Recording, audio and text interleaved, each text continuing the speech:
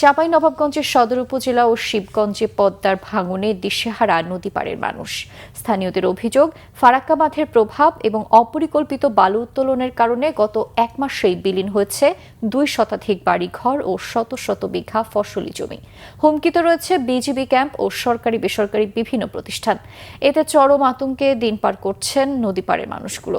চাঁপাইনবাবগঞ্জ প্রতিনিধি নাদিম হোসেনের তথ্য ছবিতে নাজমুল নিশানের টেস্ট রিপোর্ট। ভারতের ফারাক্কা বাঁধ থেকে মাত্র 18 কিলোমিটার ভাটিতে অবস্থিত চাঁপাইনবাবগঞ্জের সীমান্ত এলাকা। উজান থেকে নেমে আসা পাহাড়ি ঢল আর ফারাক্কার ফটক খুলে দেয় পদ্মার খরস্রোত কেড়ে নিচ্ছে হাজারো মানুষের স্বপ্ন। গত এক মাস ধরে সদর উপজেলার নারায়ণপুর, শিবগঞ্জের 20 রাশিয়া, মনোহারপুর সহ বেশ কিছু জায়গায় তীব্র ভাঙনে নিঃস্ব হয়েছে শতাধিক পরিবার।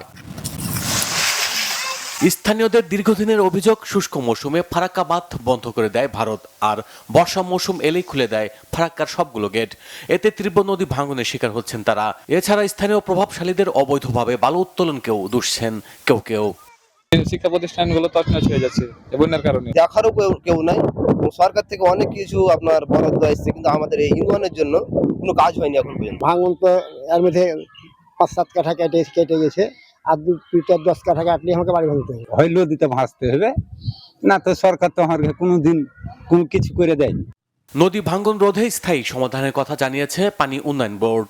এই মাসের মধ্যে আমরা ঠিকাদার নিয়োগ করতে পারবো। প্রজেক্টে যে কাজগুলো হবে সেই কাজগুলো আমরা ড্রাই সিজনে আমরা কাজগুলো করতে পারবো, অর্থাৎ এখানে পার্মানেন্ট প্রোটেকশন আওতা চলে আসবে।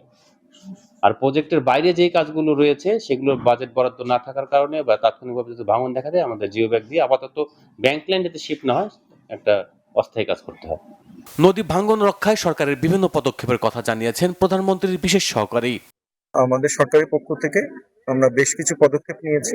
আমরা স্বল্পকালীন মেয়াদে এখানে ব্যাগ ফেলে আমরা এই ভাঙনগুলো রোধ করার চেষ্টা করছি, কিন্তু এই বর্ষা মৌসুম শেষ হলেই আমরা স্থায়ী এখানে বাঁধ তৈরি করার জন্য আমাদের কাজ শুরু হবে, এবং স্থায়ী বাঁধ শুরু হলে আমার কাছে মনে হয় যে এখানকার মানুষ একটু স্বস্তির নিঃশ্বাস ফেলবেন। কবে নাগাদ শেষ হবে ভোগান্তি জানা নেই পদ্মার ছোবলে সব হারানো এই মানুষগুলোর। Bangla vision news desk.